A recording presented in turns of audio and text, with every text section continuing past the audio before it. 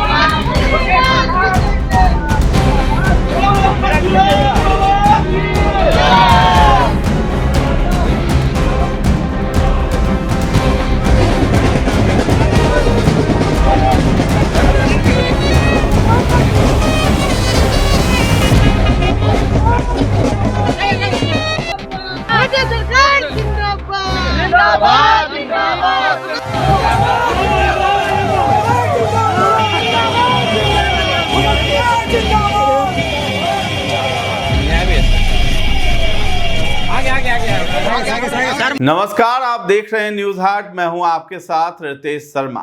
अनंत सिंह, पूर्व विधायक मोकामा, जेल से बाहर आ चुके हैं। बाहर निकलते ही जदयू से चुनाव लड़ने की मुनादी भी कर दी है, लेकिन अब उनके दावे पर संशय बनता हुआ दिखाई दे रहा है, क्योंकि सीएम नीतीश कुमार और ललन सिंह से मुलाकात के बाद वो खामोश नजर आ रहे हैं। वहीं 2015 में मोकामा से उनको सियासी चुनौती देने वाले नीरज कुमार मुखर हो गए हैं। वो डंके की चोट पर दावा कर रहे हैं कि किसी का टिकट पक्का नहीं हुआ है। तो जेल से बाहर आते ही अनंत सिंह ने दावा ठोका था। मोकामा से पूर्व विधायक अनंत सिंह 6 अगस्त को जेल से बाहर आए। बाहर आते ही उनके यहाँ यूट्यूबर्स का मजमा लगने लगे हाथ अनंत सिंह ने मोकामा से जदयू के टिकट पर चुनाव लड़ने का दावा ठोक दिया। साथ ही अपने दावे को बल देने के लिए 9 अगस्त को नीतीश कुमार से मिलने भी पहुंच गए। नीतीश कुमार ने उनको 15 मिनट का समय भी दे दिया। यहां तक तो सब कुछ ठीक था। माना गया कि अनंत सिंह किसी आश्वासन के दम पर ही खुलकर जदयू से लड़ने के लिए ताल ठोक रहे हैं। तो ललन सिंह से मुलाकात के बाद कयासों को बल भी मिलना शुरू हो गया। नीतीश कुमार से मुलाकात के बाद अगले ही दिन 10 अगस्त को अनंत सिंह ने केंद्रीय मंत्री और जदयू के वरिष्ठ नेता ललन सिंह से मुलाकात की। राजनीतिक गलियारों में इस मुलाकात के कई मायने निकाले जाने लगे। बताया जा रहा है कि सीएमओ से अनंत सिंह को इशारा दे दिया गया था कि मोकामा से टिकट पर अंतिम फैसला मुंगेर से सांसद ललन सिंह करेंगे। इसके पीछे तर्क दिया गया कि मुंगेर लोकसभा क्षेत्र में पड़ने वाले सभी विधानसभा क्षेत्रों पर चुनाव लड़ने की सहमति ललन सिंह से लेनी पड़ेगी। तो नीतीश कुमार से मिलने के बाद अनंत सिंह ने केंद्रीय मंत्री ललन सिंह से औपचारिक मुलाकात की। मीडिया रिपोर्ट्स के मुताबिक अनंत सिंह ने उनके सामने मोकामा सीट पर अपनी दावेदारी जताई, लेकिन उनको बहुत उत्साहजनक जवाब नहीं मिला। इस मुलाकात के बाद अनंत सिंह ने एक रहस्यमयी चुप्पी ओढ़ ली है। वहीं ललन सिंह के करीबी माने जाने वाले जदयू प्रवक्ता नीरज कुमार उन पर हमलावर हो गए हैं। नीरज कुमार ने इन सियासी मुलाकातों पर कहा है कि सभी को सबसे मुलाकात करना चाहिए, लेकिन किसी ने नहीं कहा कि उनका टिकट फाइनल हो गया है। पार्टी प्रोटोकॉल से चलेगा कि बयान से चलेगा। उन्होंने आगे दावा किया कि अगर आपराधिक छवि का कोई व्यक्ति चुनाव लड़ेगा तो वो प्रचार में नहीं जाएंगे। तो नीरज कुमार अनंत सिंह से आखिर क्यों नाराज हैं? तो नीरज कुमार साल 2015 में अनंत सिंह के खिलाफ मोकामा से चुनाव लड़ चुके हैं, लेकिन उनको पटखनी मिली थी।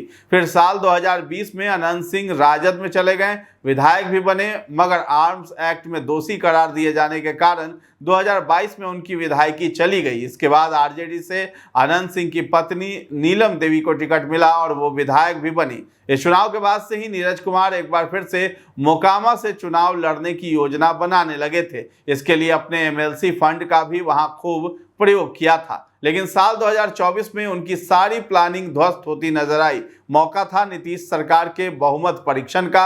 इस बार नीलम देवी ने पलटी मार ली। उन्होंने नीतीश कुमार के नेतृत्व वाली एनडीए सरकार को समर्थन दे दिया। जानकार बताते हैं कि इस कारण ही उन्होंने अनंत सिंह के खिलाफ अपने घोड़े खोल रखे हैं। तो अनंत सिंह को टिकट मिलने पर सवाल क्यों उठ रहा है? माना जा रहा है कि मुंगेर लोकसभा के अंतर्गत आने वाले मोकामा विधानसभा पर उम्मीदवार के चयन में ललन सिंह की अहम भूमिका होगी और उम्मीदवारों के चयन में ललन सिंह इस चीज का ध्यान रखेंगे कि वे विधायक लोकसभा चुनाव में उनकी मदद कर सकें। तो यही वजह रही है कि कुछ दिनों पहले ललन सिंह ने सूर्यगढ़ा विधानसभा से ताल ठोक रहे सिटिंग विधायक प्रहलाद यादव को निशाने पर लिया। प्रहलाद यादव भी राजद में थे, लेकिन बहुमत परीक्षण में पाला बदलकर बीजेपी के साथ आ गए थे, यानी उनकी स्थिति भी अनंत सिंह से मिलती जुलती है। तो प्रहलाद यादव बीजेपी से सूर्यगढ़ा सीट पर दावा कर रहे हैं। उनके दावे पर ललन सिंह ने कहा कि सूर्यगढ़ा सीट जदयू की है, यहां से जदयू के उम्मीदवार चुनाव लड़ेंगे। लखीसराय का आतंक सूर्यगढ़ा से चुनाव नहीं लड़ेगा।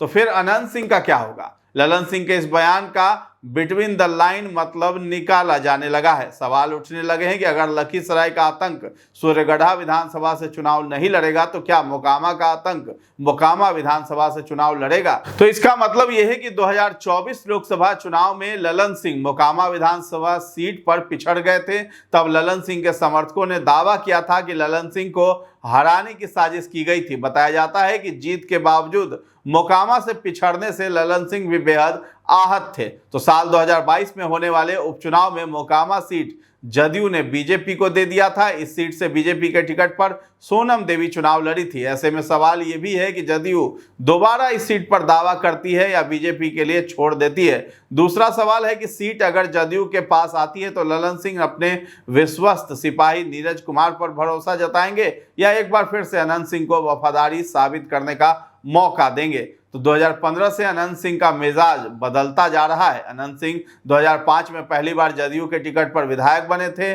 2010 में भी वे जदयू के सिंबल पर जीते। साल 2015 विधानसभा चुनाव से पहले पुटुस यादव हत्याकांड में नाम आने के चलते राजद के सहयोग से चल रही जदयू की सरकार ने उनको जेल भेज दिया। इसके बाद उन्होंने निर्दलीय ताल ठोक दिया था और जीत भी हासिल की थी। फिर साल 2019 लोकसभा चुनाव में उनकी पत्नी नीलम देवी कांग्रेस के टिकट पर ललन सिंह के खिलाफ चुनाव लड़ी। इसके बाद साल 2020 में अनंत सिंह ने राजद ज्वाइन किया और लालटेन थामकर विधानसभा पहुंचे। जून 2022 में पटना की एमपी एमएलए स्पेशल कोर्ट ने AK-47 मामले में 10 साल की सजा सुनाई थी। उस वक्त अनंत सिंह राजद के टिकट पर मोकामा से विधायक थे। सजा सुनाए जाने के बाद उनकी विधायकी रद्द हो गई थी। तो कुछ महीने बाद हुए उपचुनाव में उनकी पत्नी नीलम देवी राजद के टिकट पर विधायक बनी, लेकिन साल 2024 में सत्ता बदलने के बाद ही नीलम देवी बागी हो गई थी और नीतीश के पाले में चली गई थी। वहीं पिछले साल अगस्त में पटना हाईकोर्ट ने सबूतों के अभाव में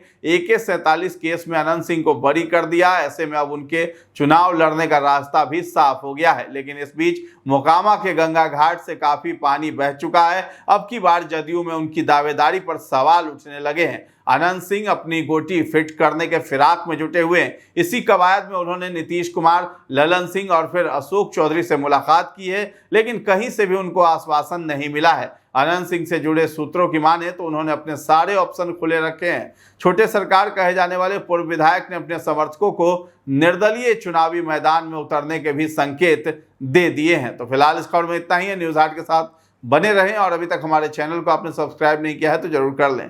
धन्यवाद।